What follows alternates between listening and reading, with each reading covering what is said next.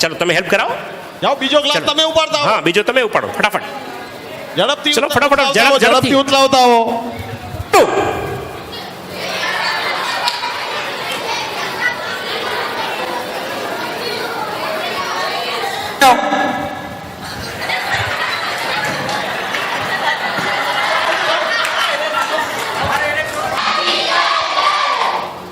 બસ હવે સ્તભ અને ઘડિયાળને ફેરવો.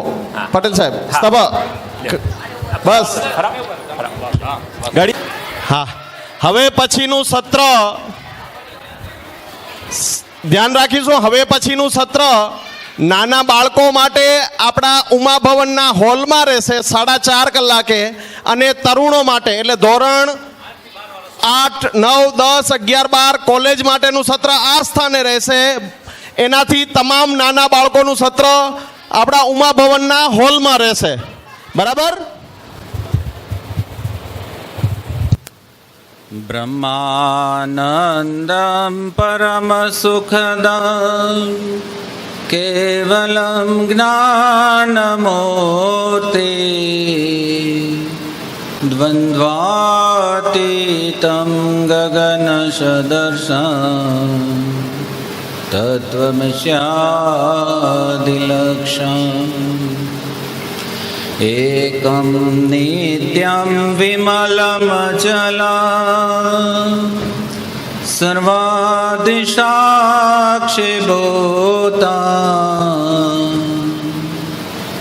भावातीतं त्रिगुणरहितं सद्गुरुत्वं नमामि. परम पूज्य गुरुदेव एवं परम पूज्य जगतगुरु सत्पंथाचार्य श्री ज्ञानेश्वर देवाचार्य महाराजना श्री चरणों में वंदन सह आप सौना हृदय कमल में साक्षी सतारूपे विराजमान परब्रह्म परमात्मा की विराट चेतना ने वंदन અને આપ સૌને સપ્રેમ જય ગુરુદેવ.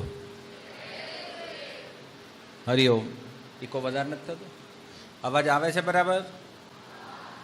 જય ગુરુદેવ. જય ગુરુદેવ. આઈસ્ક્રીમનો કોન બરાબર પચી ગયો લાગે છે. કોનનો અવાજ છે કેમ? કયા ધોરણવાળા છો બધા? 8 ધોરણ ને 8 થી ઉપર?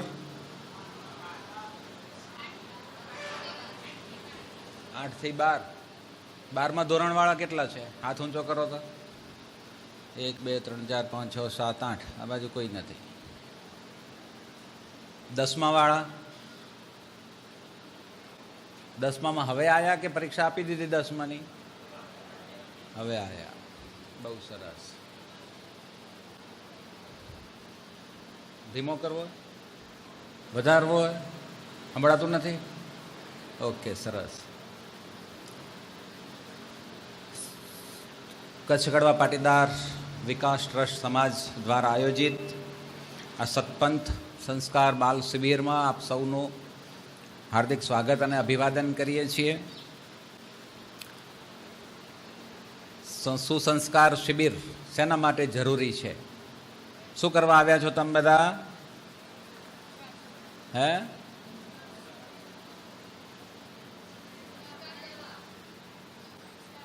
સંસ્કાર લેવા. તો સંસ્કાર છે નહીં આપણામાં? હે? બહુ સરસ. તમે બધા એક યંગ જનરેશન છે.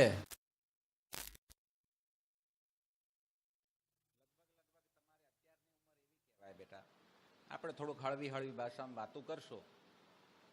એક તો કુલરનો અવાજ થોડોક વધુ પડતો જાય, પણ ગરમી બહુ થાય છે. બંધ કરીએ તો હે?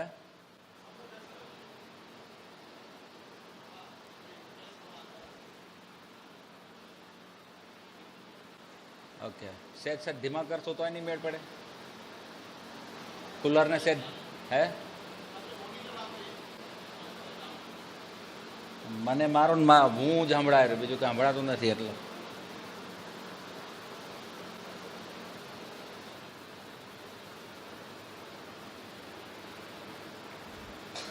તપ કરવા આવ્યા, થોડાક તપી લઈએ ને. હે શિબિરમાં આવ્યા છીએ અને સૌ પ્રથમ એક કામ કરો, બધા પોતપોતાનો જમણો હાથ ઊંચો કરો અને તમે પોતાની જાતને શાબાશી આપો. શેના માટે? હે? અહીંયા આવવા માટે. આમ તો બાળકો માટે છે ને વેકેશનની ગોલ્ડન પિરિયડ કહેવાય કે કોઈ પણ જાતના ટેન્શન વગર હરવા ફરવાનું, ખાવાનું, રમવાનું, મામા માસીના ઘરે જવાનું, અને એમાં વળી પાછું આ 4 દિવસનું બંધન કે અહીંયા ટાઈમસર જમવાનું, ટાઈમસર ઉઠવાનું, વળી 2 કલાક 1.5 કલાક અહીંયા સાંભળવાનું. બરાબર કે નહીં? પણ છતાંય તમે બધા જ મોજ શોખ છોડીને તમારા જીવનની અંદર કંઈક એક એવો ગુણ વિકસાવવા માટે અહીંયા બધા આવ્યા છો ને, એટલા માટે તમે પોતાની જાતને ધન્યવાદ આપો કે મારી જાત, મારો આત્મા તમને અહીંયા લઈ આવ્યો. મમ્મી પપ્પાએ કીધું ને તમે આવ્યા. આમ તો માનો એવા નથી. માનો છો? મમ્મી પપ્પાનું માનો છો? એટલે મમ્મી પપ્પાએ કીધું એટલે આવ્યા છો? હા કે ના? તમારી જાતે આવ્યા છો? વાહ, તહીં તો ડાયા બધા ડમરા એકદમ હો, રૂપાળા. આ બાજુ બધું આમ સફેદ વાદળું હોય એકદમ એમને, આ બાજુ કાબરચિત્રું વાદળું હોય. શેનું ખબર પડી? તો પછી આપણે અહીંયા આવ્યા અહીંયા તો પછી કાલે સફેદ થશે કે લઈ નથી આવ્યા? કોઈ લઈ આવ્યા હો? હા, તો કાલ બે બાજુ આમ ધોળું વાદળું થઈ જાય ને તો મજા આવે. આજ તો પહેલો દિવસ હતો ને મામાના ઘરથી ડાયરેક્ટ આવ્યા હશો, અથવા તો વાંધો નહીં, પણ જરૂર છે શેની? સદગુણોની. બરાબર કે નહીં? તમે બધા ટીનેજ ઉંમર કહેવાય બેટા. અત્યારે 13 વર્ષની હું માનું છું, ત્યાંથી 13થી ઉપરના છે ને બધા. 13થી ઉપરની અવસ્થા એટલે એવી અવસ્થા આવે ને, એટલે તમે એકદમ નાના બાળકે ના કહેવાઓ અને એકદમ પુખ્ત વયના ના કહેવાઓ, પણ તમારી અંદર એવા હોર્મોન્સ ચેન્જ થાય એટલે તમને ફિલિંગ એવું થાય કે હું હવે મોટો થઈ ગયો છું. બરાબર? હવે હું મોટો થઈ ગયો છું એવો ભાવ જાગે ને એટલે પછી તમને કોઈ મમ્મી પપ્પા, દાદા દાદી કે કોઈ શિક્ષક કે કાંઈ કહે ને તો એ એક્સેપ્ટ ના થાય, અને એવું કરવાનું મન થાય કે ના હવે તો મને ખબર પડે રહી, મમ્મી હવે તું કેટલા દિવસ માથાકૂટ કરીશ ઘરમાં, હવે મને શું શીખવાડ દઈશ, હવે મને ખબર પડે છે. એવું ફીલ થાય કે ના થાય? થાય છે ને બેટા? એમાં થાય જ. એ ઉંમરનો પ્રકાર છે, પ્રતાપ છે, એમાં તમારો કંઈ વાંક નથી. પણ એ વખતે જ ખાસ આપણે સમજવાની જરૂર છે કે હમણાં આપણે કાંઈ ખબર ન પડતી હોય, હોર્મોન્સ ચેન્જ થયા હોય, થોડાક શારીરિક ફેરફાર થાય, થોડા માનસિક ફેરફાર થાય, એટલે અનબેલેન્સ હોય, અને એ વખતે થોડી આમ પાંખું ફૂટતી હોય. 10મામાં આવે એટલે એમ થાય હવે પપ્પા બાઇક ચલાવવા દે તો થાય, 4 વ્હીલર ચલાવવા દે તો થાય. થાય કે ના થાય? પપ્પા મમ્મીને ચિંતા હોય કે ક્યાંક પડી જશો, વધારે ફાસ્ટ ચલાવશો, એવું થાય કે ના થાય? અને તમને એમ થાય હવે મોટા થઈ ગયા છીએ, શું કામ દેતા નથી? થાય છે એવું? બાઇક કેટલાને આવડે છે? 10મામાં તો થોડાક જ હતા ને આ તો બધા નાનકડાથી ગાડી ચલાવવા માંડી ગયા. 8મામાં ચલાવો છો? વાહ રે વાહ, ધન્યવાદ, બહુ સરસ. કહેવાનો મતલબ છે બેટા, આ સંસ્કાર શિબિરનું આયોજન સમાજના વડવાઓ એટલા માટે ચિંતા કરી છે કે હિન્દુ આયુર્વેદિક સંસ્કૃતિમાં જે ગુરુકુળની પરંપરા હતી એની અંદર શું હતું તો કે સંસ્કારો પણ આપવામાં આવતા અને શિક્ષણ પણ આપવામાં આવતું, સાચી કેળવણી મળતી હતી. આજે તમારી પાસે સ્કૂલમાં શિક્ષણ છે, એજ્યુકેશન છે, પણ એજ્યુકેશનની સાથે સારું જીવન કેમ જીવવું એનો એક પણ સબ્જેક્ટ આવે છે ખરો? નથી આવતો ને. તો એ ક્યાં મળે? તો એ તો માત્ર ને માત્ર આવી એક સંસ્કાર શિબિરો જ્યાં થતી હોય કે જેની અંદર સારા માણસ બનીને કેમ રહેવું. તમને બધાને પ્રેમ જોઈએ છે? જોઈએ કે ના જોઈએ? આનંદ જોઈએ કે ના જોઈએ? જીવનમાં શાંતિ જોઈએ કે ના જોઈએ?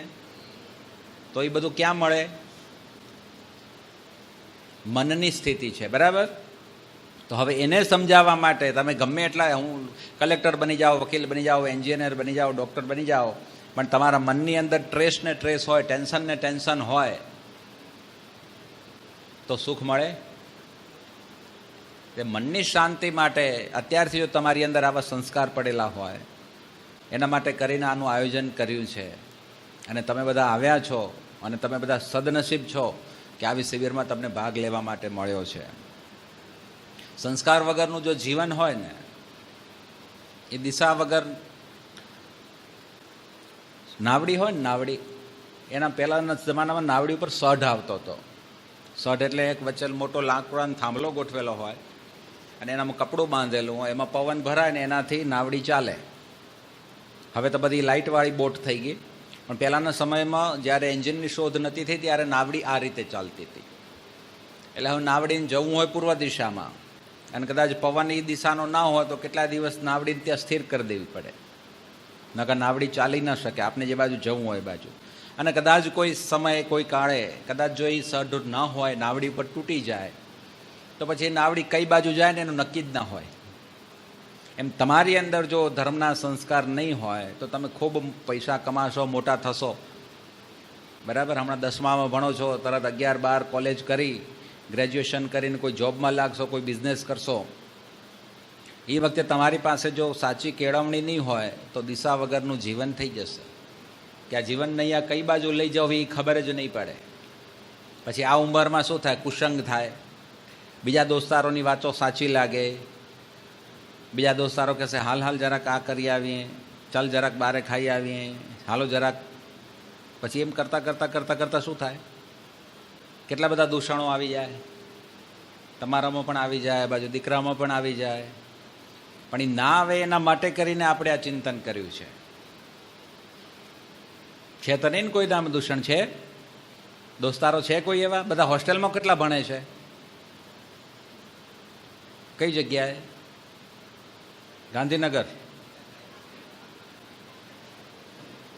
હવે મને સંભળાતું નથી એટલે વાંધો નથી. જીવનમાં સફળ થવું છે? હે, કોને સફળતા કહો છો? કેવી સફળતા જોઈએ છે? શું બનવાનો ગોલ છે? હે, કોઈને ડૉક્ટર બનવાનો ગોલ હશે, કોઈને વકીલ બનવાનો હશે, કોઈને બિઝનેસમેન બનવાનો હશે. છે કે નથી? છે ને? અને થવું જ જોઈએ. સફળતા હોવી જોઈએ, ગોલ બાંધવો જોઈએ. પરમાત્માએ મનુષ્ય જીવન આપ્યું છે તો 100% આપણે સફળ થવાનું છે. પણ એ સફળતા પચાવવા માટે આપણી પાસે સદગુણો હોવા જોઈએ, જ્ઞાન હોવું જોઈએ. જ્ઞાન એટલે શું કીધું છે કે વિચારિક જ્ઞાન કીધું છે. જ્ઞાન 2-4 પ્રકારના આવે, કે વિચારિક જ્ઞાન હોય, બુદ્ધિને સમૃદ્ધ કરે એવું જ્ઞાન હોય. વિચારિક જ્ઞાન જો મજબૂત ના હોય તો મેં હમણાં કહ્યું કે આપણે વિચાર ના કરીએ. આપણો કોઈ મિત્ર હોય, બરાબર, એ કોઈ વ્યસનમાં ફસાતો હોય અને એ આપણે એમ કે નાના ચાખવા જેવું છે, થોડુંક તમાકુ ખા, થોડુંક બીડી લે. પણ એ વખતે જો આપણે વિચારોથી સમૃદ્ધ ના હોઈએ તો આપણે એ બાજુ લપસી જઈએ. લપસી જઈએ કે ના લપસી જઈએ? એના માટે વૈચારિક સમૃદ્ધ કરે એવું જ્ઞાન હોવું જોઈએ, બુદ્ધિને સમૃદ્ધ કરે એવું જ્ઞાન હોવું જોઈએ, અને આપણી અંદર વિવેક જગાડે એવું જ્ઞાન હોવું જોઈએ. વિવેક એટલે શું થાય કે આપને ખબર પડે કે હું કચકડવા પાટીદાર સમાજનો છું, સતપંથ સંપ્રદાયમાંથી આવું છું, અમારી શિક્ષાપત્રી આ કહે છે એટલે મારાથી આ થાય ને આ મારાથી ન થાય. શિક્ષાપત્રી વાંચી છે બધાએ? આજે બુકો આપીએ બધાને? એ શિક્ષાપત્રીમાં શું છે? 100 નિયમ આપે આપણા સદગુરુ મહારાજે કે તમારું જીવન આવું જીવજો. આપણી આ જીવન નૈયામાં એ ધર્મરૂપી નિયમોના સઢ છે. જો એના મુજબ આપણું જીવન ચલાવશું તો કોઈ દિવસ આપણને આ નાવડી ચલાવવામાં તકલીફ પડશે નહીં. એની અંદર એક નિયમ લખેલા છે. આધ્યાત્મિક નિયમો તો છે જ તે વળી. આધ્યાત્મિક ધર્મ એ આવે કે છેક પરમપદની પ્રાપ્તિ સુધી પહોંચવાની વાત આવે. પણ હમણાં તો આપણે એ નથી, પણ હમણાં બેઝિક એક વ્યવહારિક જ્ઞાન કેવું હોય શિક્ષાપત્રીની અંદર એ પણ આપેલું છે. તમે કેવો મિત્ર ગમે તમને કહેજો? ફ્રેન્ડ છે ને તમારા બધા? કેવો ફ્રેન્ડ ગમે? જવાબ દેતા હો, આપણે વાતો જ કરવાની છે. હે, કેવો ફ્રેન્ડ ગમે બેટા? ઊભો થઈને બોલ. કેવાને ફ્રેન્ડ બનાવતું?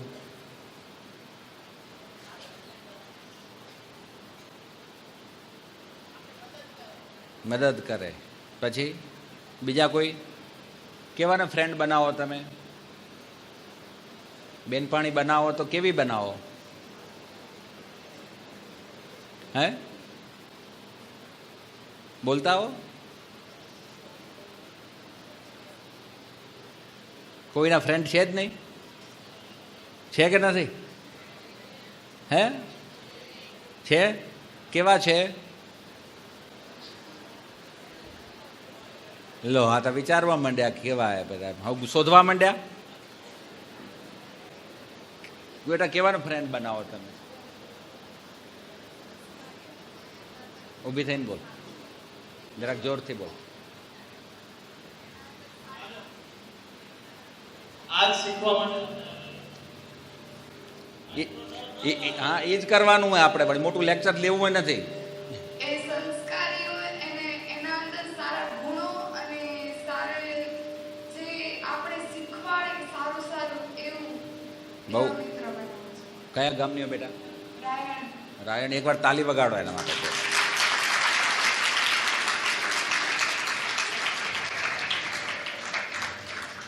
પહેલા અમે ભણતા હતા ત્યારે એક સાખી આવતી હતી, મિત્ર એસા કીજીએ ઢાલ સરીખા હોય, સુખમાં પાછળ રહે ને દુઃખમાં આગળ થાય.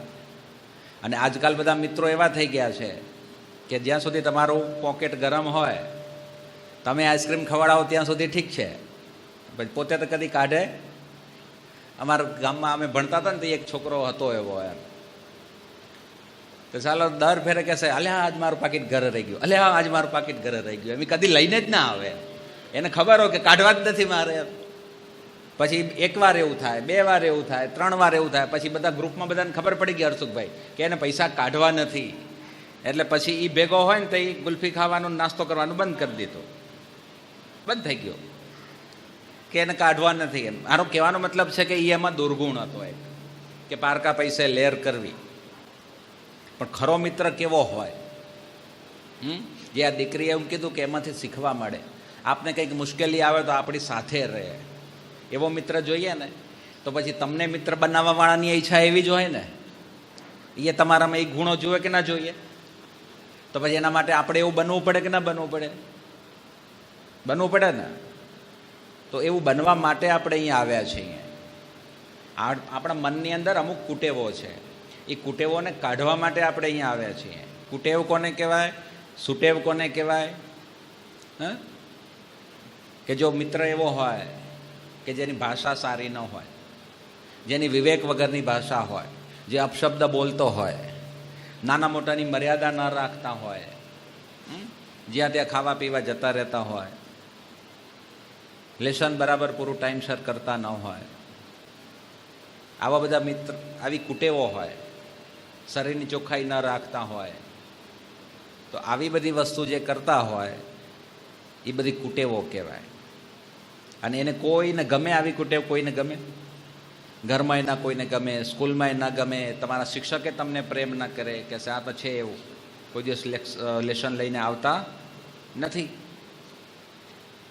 એટલે આવી બધી જે દૂષણો છે, તો એ કુટેવો છે એ સુટેવો કેમ થાય?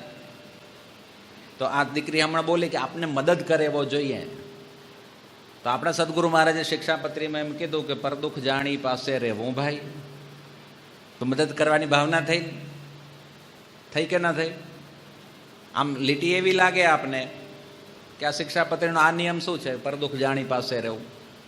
પણ હેલ્પિંગ નેચર આવી ગયું કે બીજાને મદદ કરવી, આપણાથી શક્ય હોય એવી જે થાય તે મદદ કરવી. એટલે કે 65% જ મદદ થાય એવું હોતું નથી. તમારા મિત્રનું તમે કોઈ ટાંપું કરી દો, તમારા બા કે દાદી ખાટલા ઉપર હોય ને તમે પાણીનો એક ગ્લાસ ભરવાની તમારી ભાવના થાય, ભરો છો ને બધા? આ બાજુ તો આમ કરે, આ બાજુ અને હમણાં મેલો ને દાદી હમણાં તો રમવા જવું મને, તમે ક્યાં પાણીનો ગ્લાસ મંગાવ્યો વળી ગયા? એવું થાય કોક દી? હે, હવે તો મોટા થઈ ગયા, પહેલાં કદી કદી થતું એવું? થાય કે ના થાય? તો જુઓ, આવી જે કુટેવો જીવનની અંદર આવી જાય છે, અને એ કુટેવો તમારા મગજમાં અત્યારે એવી ઘર કરી જાય ને કે પછી તમે છે ને મોટા થાવ ને તો એ દૂષણો છૂટતા નથી. અને પછી તમને જે સફળતા જોઈએ છે, તમારામાંથી ઘણી ગણીને કોઈક આગળ વધશે અને ક્યાંક નોકરીમાં લાગશો, અથવા તો ઉત્તમ ગૃહિણી બનશો. કદાચ જોબ બોબ નહીં કરો તો કાંઈ નહીં, દીકરીઓ છો એટલે. પણ એક સારું સંસ્કારી પરિવાર બનાવવા માટેની તમારી મેઇન જવાબદારી હોય છે. તો એ વખતે તમારી અંદર આ દૂષણ હશે તો કઈ રીતે સેટ થશે કહો મને. પછી તમારી કાયમ ફરિયાદ જ ચાલુ રહેશે. એમ તમે એક સફળ બિઝનેસમેન થવા માગો છો, પણ તમારો સ્વભાવ એવો હશે ને કે માન લો કે તમે કોઈ દુકાન કરીને 5-7 માણસો તમને રાખવાના થયા, પણ તમારું નેચર એવું હશે કે તમારી સાથે કહેશે આવા સેટ તો જોઈતા નથી. અરે ખેતીવાડી કરતા હશો તો દાડમ ઉતારવા માણસો તો જોઈશે ને, જુએ કે ના જોઈએ? પણ તમારું નેચર જ એવું હોય તો કહેશે ના ના એની વાડીએ તો કાંઈ મજૂરે જવું નથી, લયેશભાઈ ભલે 5 રૂપિયા ઓછા દે પણ ઉમાં જવું હોય. શું કામ? તો કે લયેશભાઈની ભાષા મીઠી છે, ટાઈમસર પૈસા આપી દે છે. આપણે એવું હાવ નાનું નાનું લાગે આ બધું શિક્ષાપત્રીના નિયમો, પણ એનાથી જીવનમાં મોટી સફળતા અપાવે એવા બધા નિયમો છે. આ તમને ભણવામાં વળી સવારમાં સાંજ તમે મંદિરે જાઓ છો? કેટલા જાય છે મંદિરે? નથી જતા એ હાથ ઊંચો કરો. સાચે સાચું બોલવાનું, આપણે કોઈને વઢવું નથી. મંદિરે ન જતા હોય એવા હાથ ઊંચો કરો. બહુ ઓછી સંખ્યા. ગામમાં મંદિર નથી કે ન જવાનું કારણ શું? હોસ્ટેલમાં રહો છો એટલે? તો પછી હે ઘરે? તો ગામમાં મંદિર તો છે ને, તો પછી ઘરે કરો છો એ સારી બાબત છે, પણ મંદિરે નથી જવા. શું કામ જવાનું મન નથી થતું? સાચે સાચું કહેતો ઊભો થઈને વાંધો નહીં, આપણે કોઈ વઢશે નહીં અહીંયા. હે દૂર પડે છે, બહુ દૂર. મમ્મી પપ્પા જાય છે એ નથી જતા? એટલે આમ ગામ એવું હોય તમારું? ભુજ? અચ્છા, ભુજમાં તો મંદિરે નથી એટલે કોઈ ઇસ્યુ નથી. મંદિર હોય ને ના જતા હોય એવું ગામ કહો. તમારે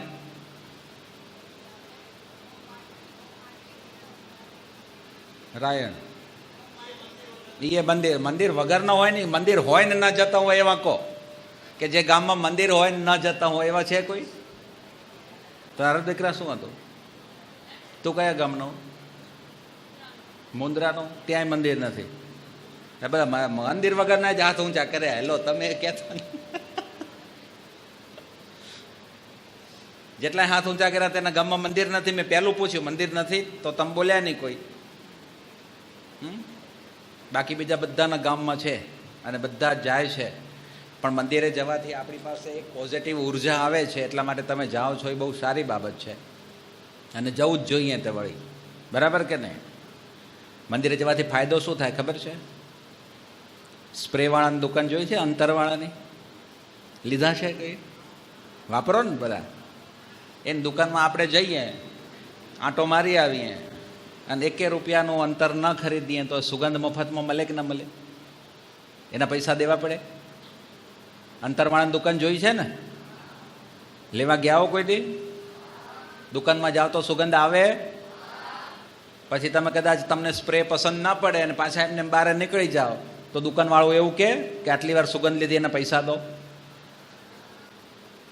બસ આ મંદિર એવી જગ્યા છે, તમે ત્યાં મનથી જાઓ, કમને જાઓ, ભાવથી જાઓ, સ્વભાવથી જાઓ કે મમ્મી પપ્પાને રાજી રાખવા માટે જાઓ, પણ ત્યાં પરમ કૃપાળુ પરમાત્મા આપણા ઈષ્ટદેવની એટલી પોઝિટિવ એનર્જી ત્યાં હોય કે એ એનર્જી તમારી સાથે આવે ને આવે. તમે એક ખાલી ત્યાં જઈ ચંદન તિલક કરી નમસ્કારનો કે જેટલા મંત્રો આવડતા હોય એટલા બોલી પગે લાગી ચંદન તિલક કરી ચરણામત લઈને પાછા આવો એટલે પરમાત્માનું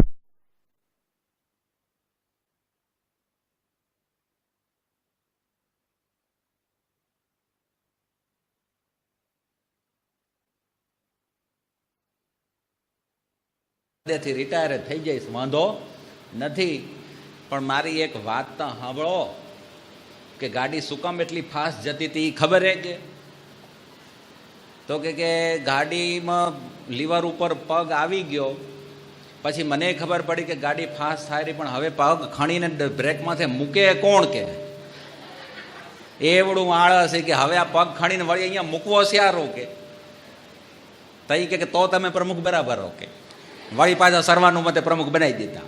આવો આળસુ માણસ કપે કે આપણો પ્રમુખ આ બરાબર કે હવે આવડી પીડા એ પીડા ને વળી લીવરમાંથી પગ લઈ બ્રેકમાંથી મૂકે તો ગાડી ધીમી થાય.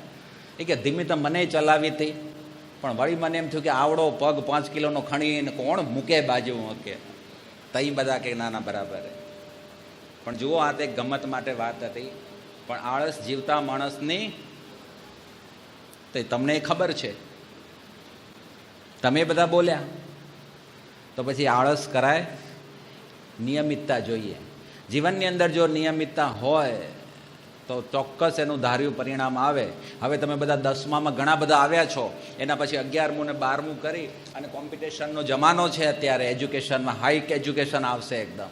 તો નિયમિતતા જો તમારી અંદર હશે તો ચોક્કસ સફળતા મળશે. ખ્યાલ આવ્યો કે નહીં? અને હવે એજ્યુકેશન યોગ છે એટલે દબાઈને મહેનત કરજો, પણ એ મહેનત કરવામાં પ્રભુની શક્તિ મેળવવા માટે ગામમાં મંદિર હોય તો ગામમાં રોજ જજો. જે ગામમાં મંદિર નથી એવા છે એ ઘરે પ્રાર્થના કરે છે. આ દીકરાએ કીધું એ સારી બાબત છે. અને કોસ્મિક એનર્જી એમના પાસેથી લેજો. અને તમારી અંદર જો એકાગ્રતા વધશે, મેડિટેશન 5 મિનિટનું કરશો, પ્રભુને યાદ કરશો, તમારી અંદર મેડિટેશન વધશે તો તમને એજ્યુકેશનમાં શિક્ષણમાં એ કામ લાગશે. બરાબર કે નહીં? એટલે મંદિરે જઈ ભગવાનને પ્રાર્થના કરી આવવાની કે મારા સરસ્વતી માને પ્રાર્થના કરું છું કે મારા ભેગા રહે અને ચોક્કસ મને બધું યાદ રહી જાય. બાકી તો જો નિયમિતતા જોઈશે. આ બાજુ દીકરીઓ તો ભણવામાં હોશિયાર હોય અને સાંભળવામાં હોશિયાર હોય. આપને થોડુંક રમવાનું મન વધારે થાય, કંઈ કંઈક કેમ થાય હવે.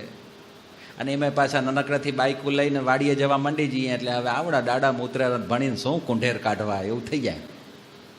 હે, થાય કે ના થાય? પણ એવું ન કરતા.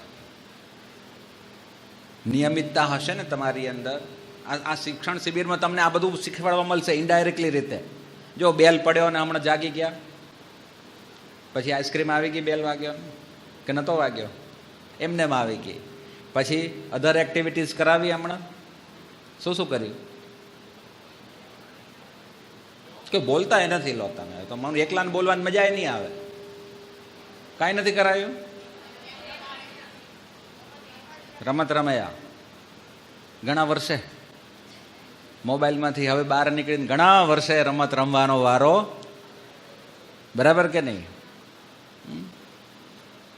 રમતે રમવાનું ટાઈમસર થયું. અહીંયા 3 દિવસમાં છે ને તમને બધું ઘડિયાળના કાંટા ઉપર ચાલશે. તો જીવનમાં રોજ આવી નિયમિતતા આવવી જોઈએ. આવી નિયમિતતા હશે તો જ તમારો જીવનની અંદર સફળતા મળશે. નિયમિતતાથી શું ફાયદો થાય ખબર છે? એક ગામમાં છે ને એક જાડી મોટી ગાય હતી એક ખેડૂતને ત્યાં. પછી એક બોડી બિલ્ડર પહેલવાન આવ્યો. પહેલવાને આવી અને શરત મારી એ કે મારા જેવો તાકાતવાળો કોઈ છે નહીં, તમે કોઈ કામ બધું હું કરી દઉં. આમ એટલી બધી મારી અંદર તાકાત છે. આમ હવે આજકાલ તો બોડી બિલ્ડરના મને નામ નથી આવડતા, પણ જૂના જમાનાનો આપણો ભીમ કે જાણે 100 હાથીનું બળ હોય એવો. બરાબર? બહુ એકદમ, અરે તમે કહો એટલી શરત મારો, તમે કહો તો 1000 લાખ 50,000, તમે કોઈ શરત કોઈ કામ કરી દઉં, ગમે એવું તાકાતવાળું કામ હોય હું કરી આપું. કે ગામના બધા વિચાર કરવા માંડી ગયા કે હવે આ છે તો આવો પાકો ને આપણે તો બધા છીએ મકોડી પહેલવાન, આની આગળ આપણે તો જીતી નહીં શકીએ. હવે આ શરત મારવાનું કહે છે આટલું બધું, તો શું થાય? કે તેમાં પછી એને કેળવણી શું કરે એ જુઓ. તમને ઘડી ઘડી કહેવામાં આવે છે ને, સવારે કહેતા હતા કે કેળવણી હોય એટલે કે ભણતર વગર ગેઢા ગાડા વાળે ને, એ કહેવત છે. આ બધી સાંભળી છે કે વયોવૃદ્ધ માણસ પાસે અનુભવનું જ્ઞાન હોય, એ અનુભવથી જીતી જાય. એટલે એમાં એક બાપો ખેડૂત હતા 60 વર્ષના. એ આયા પહેલવાનને કે વાંધો નહીં, બધી વાત તમારી સાચી, તમે કહો એટલાની શરત મારીએ, ભણતર કરતાં ગણતર આગળ જાય. આ એનું ઉત્તમ ઉદાહરણ છે. એટલે કે વાંધો નહીં, ચલો તમે કહો એ બધું, તમે ગમે એટલા બોડી બિલ્ડરોને કુસ્તીમાં હરાવી નાખતા હશો એ વાત સાચી, પણ કે આ મારી ગાય છે ને એને લઈને પહેલા માળે ચડાવી દો, બસ બીજું કાંઈ કરવું નથી. ગાય હતી ને જે પહેલવાન હૃષ્ટપૃષ્ટ એની વાડીએ, એ કે ગાયને ઉપાડીને મેડી માથે ચડાવી દો એમ. હવે ઓલો લડવામાં હોશિયાર હતો, વેઇટ લિફ્ટિંગ કરવામાં હોશિયાર હતો, પણ પણ આ ગાયને ખંધોલે લઈને માથે ચડાવી એ તો પછી કેમ થાય? હા હા કરી દઈશ કે એમ કરીને ગાયને તડવા ગયો, ગમે એમ કરીને બે પગ જાલીને ગાય નાખી માથામાં એટલે ખંભે નાખીને માથે ચડવા જાય સીડી માથે, પણ ગાય હખણી ના રહે. અને ગાયનો વજન ઘણો હોય તે ઓવરવેઇટ હોય, જેમ તેમ હોય. ઓલું વેઇટ લિફ્ટિંગ કરવું હોય તો એક સિસ્ટોમેટિક હોય, અને ગાયનું વજન કેવી રીતે થાય? ખણાય. ઉપાડ્યો નહીં ને ગોટામડું ખાઈને પહેલવાન પડી ગયા નીચે. પછી એવું પહેલવાને એમ કીધું કે હું તો ઠીક છે, પણ હવે તમે ચડાવી દો છો? બાપો કે બગડી ચડાવી દઉં કે. બાપાએ તો ખણી ગાયને ખંધોલે પેલા માળે ચડી ગયા, હાચા જ ચડી ગયા. કેમ શક્ય બન્યું હશે? વિચાર કરો કઈ રીતે શક્ય બન્યું હશે? પહોંચે છે બુદ્ધિ? હે હે ના ના, ખંધોલે લઈને લઈ ગયા. વજન ખણવાની વાત છે. હું ગાય તો તોફાન નથી કરતી, પણ સારો પ્રયત્ન કર્યો તે. મજાની વાત એ હતી કે ગાય એની મા એના ઘરે હતી નહીં, વાછડું એને ત્યાં વાછડા સ્વરૂપે આવી હતી ગાય. તદીથી વાછડાને લઈને રોજ બાપો માથે ચડતા હતા. પછી વાછડામાંથી ગાય થઈ ગઈ તો બાપાનો રોજનો અભ્યાસ હતો, રોજ નિયમિત અભ્યાસ હતો. વાછડું ધીરે ધીરે મોટું થતું ગયું અને બાપાની તાકાત વધતી ગઈ, એટલે બાપો રોજ ચડી જતા હતા ગાયને લઈને ઉપર. પણ આવડું હતું વાછડું, તદીથી ઉપાડતા હતા. એટલે